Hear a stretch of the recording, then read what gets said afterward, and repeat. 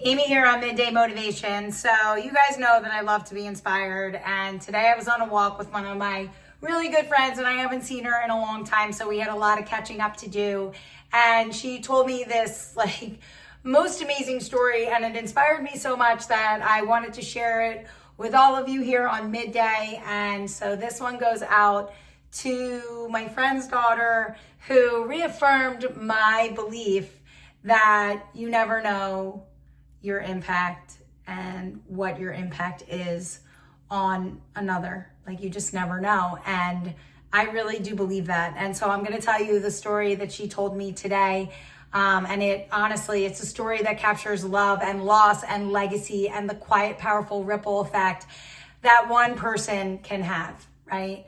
And so to start this story, we got to go all the way back to when my son was in elementary school and he was in second grade, and he had this amazing teacher. I mean, one of those truly special ones, right? The kind of teacher who makes learning magical and who saw each child and loved them fiercely and showed up with purpose every single day, right? And unfortunately, this teacher got sick, and even through her sickness, even through chemo, even with a small child at home, even when she was exhausted and hurting, she showed up at work. And I think it's because her students gave her life meaning, and she gave that love right back. And she passed away, unfortunately, sadly. It was awful.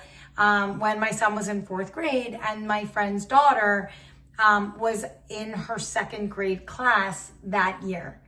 And so my friend's daughter and all her classmates obviously felt this devastating loss. I mean, can you imagine, you're in second grade and you lose this teacher that you adore and that is so amazing. And now, she's no longer there. I can't even imagine explaining that to a second grader. I had a hard enough time, explaining it to my son who was in fourth grade, and he really struggled, and, he felt the loss and was a mess. I mean, the whole school felt the loss, right? And, it's in her classroom, her chair sat untouched with her sweater draped gently across the back of it, for the remainder of the school year. And it was almost like it was a holding space for someone that was just irreplaceable. And honestly, she was irreplaceable. She was just a really special person, just a really great teacher.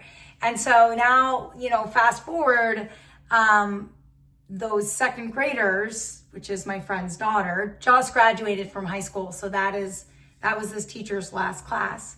And at our school, we have this beautiful tradition, it's awesome, where the seniors get to invite teachers to their ceremony, their graduation ceremony, kindergarten through 12th grade, that basically made a difference in their lives.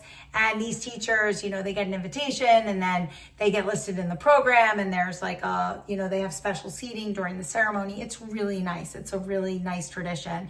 And my friend's daughter wanted to remember this teacher.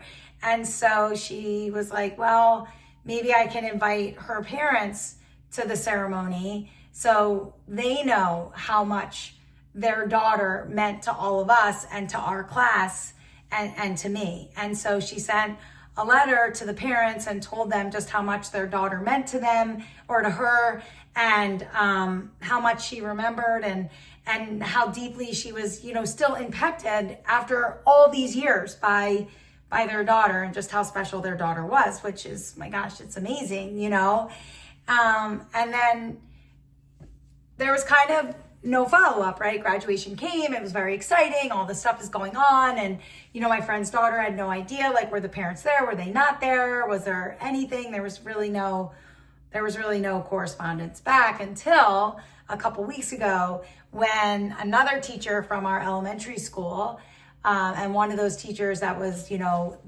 this teacher's closest friends and on her team, reached out to my friend's daughter, and she said, told her just how much that letter meant, and how the family was just truly moved, and